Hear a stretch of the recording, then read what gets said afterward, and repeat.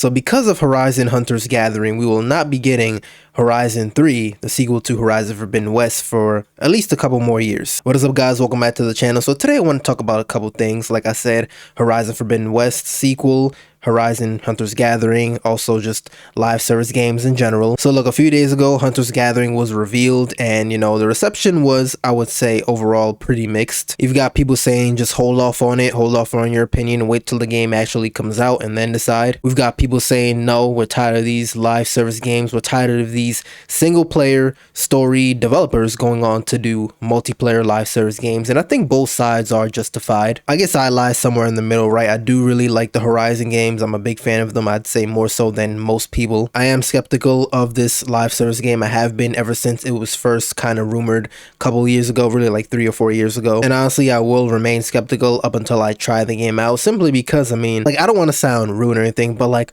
who asked for this multiplayer game, right? I kind of feel like, they had something good going. They still have something good going, right? Even with their Lego game, that didn't really do too well. I don't know much about the VR game, the Horizon VR game, but with Forbidden West and Zero Dawn, those did well. Those did like a lot better than a lot of other PlayStation exclusives. Regardless of what many people may think, those games did do really well. And they are really just great games overall. And for them to kind of just push to the side, the next mainline Horizon game to focus on this multiplayer game, I feel like it's just not really a good decision. Now, look, I may not be the most qualified person to talk about this. I'm not qualified at all, actually, but I just feel like it's common sense that you should prioritize your mainline games, the ones that are bringing in the money, the ones that are, the most wanted, and then focus on the side, like the multiplayer part. You can have two things going on. That's what they're doing. It's just that they prioritize the multiplayer game. Doesn't really make sense to me, in my mind, to put to the side the mainline Horizon game when really that's your main thing. Like, to me, what should have been revealed a few days ago was the next mainline Horizon game, not, Hunter's Gathering. And this is something I've been thinking of, kind of talking about recently, right? Like, Forbidden West came out in February 2022, Zero Dawn was February 2017, so it was almost a 5-year gap, maybe just like a week off. Forbidden West was revealed about 3 years and some change after the release of Zero Dawn, and we've already passed that point. So just following the timeline of those two games and when they were showing off, we should have already seen the game after Forbidden West, but we haven't seen a thing. And that's just because of Hunter's Gathering, because that's the main focus, and that seems to be what's going to be coming out first, which I believe, again, just absolutely should not be the case. Again, I'm not the most qualified person to be talking about this, but I just feel like it's common sense. And I think this really goes to show you why people kind of have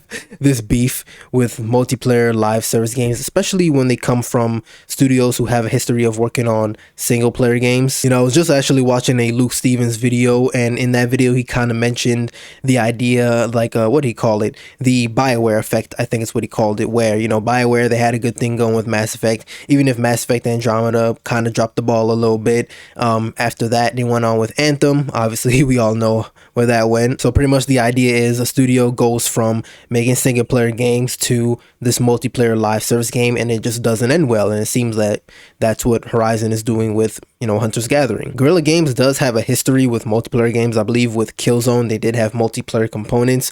They even said that, they had to maybe tap into that a little bit, go look back at some old things to kind of implement those into this new game. But that was ages ago, right? So I just don't think it's a good idea to kind of pivot, especially while you're probably on your last mainline game. Like Horizon 3, probably going to be the last mainline game with Aloy. Could be wrong, but I just feel that's the case. Seems like they're setting up for this really big grand ending to the series. So instead of being almost a 5-year gap, now it's probably going to be 7 or 8 years, since Horizon 3 was not the main focus. Most of their people, it said that most of Guerrilla Games was working on the multiplayer component. Not everybody, but Guerrilla isn't this huge team. They have a good amount of people, but most of their focus was on Hunter's Gathering, not Horizon 3. So if Horizon 3 was the main focus, it would have taken most likely around the same time, 4 or 5 years. But since it wasn't the main focus, we probably won't get this game until I'd say 2028. And I don't think it's really a stretch to say even 2029. After a while of not hearing anything about this multiplayer game since it was rumored back in like 2023, I thought maybe, they would have canceled it. They would have just completely axed this, especially when you look at Concord, when you look at Factions 2 for The Last of Us being canceled, the live service multiplayer Spider-Man game being canceled. I thought maybe they would have decided to just cancel this Horizon multiplayer game, but it seems like this is the only one that actually survived, which is really interesting to say the least, because The Last of Us is their biggest and their probably most prized IP over the last decade or so, and you know, you would think Factions 2 would be the one that Sony would push for one of their development teams to put out, but no, it seems Horizon is the one that they push out. I could also be wrong though, because when it comes to certain studios, when it comes to Sony, they do give more free reign to certain studios like Naughty Dog. They definitely have more control over what they want to do compared to another studio perhaps. The same could definitely go for Guerrilla Games. When Naughty Dog canceled The Last of Us Factions 2, they put out a statement saying they canceled it because if they were to make a game like this, if they were to put all of their time and effort into this, they wouldn't be able to put any effort and time into the games they actually want to make, that being story mode games. And that's definitely true. That's definitely the case. I mean, we're looking at it right now in real time with Guerrilla Games. So who knows? Maybe Guerrilla really just wanted to try their hand at a multiplayer game for Horizon. Apparently, they always wanted a Horizon multiplayer game, like they wanted to implement it into Forbidden West and Zero Dawn, but they just weren't able to, so they're doing it now. Yeah, so these are just my thoughts. I will remain skeptical. I won't go in completely wanting to hate the game.